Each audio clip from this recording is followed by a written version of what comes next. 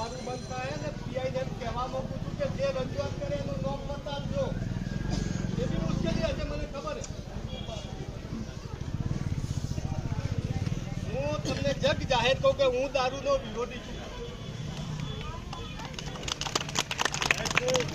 દારૂનો વિરોધી એટલા માટે છું કે હું દારૂ નથી પીતો.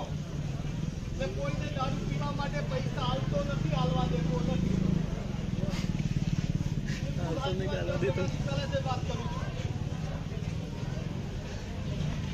હવે તમે મૂળ મુદ્દા પર ચર્ચાઓ તો થઈ છે.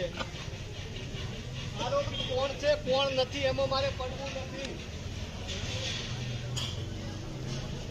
તમે આરોપીને ઇમરજન્સી જે હોય તે પકડીને લાવો.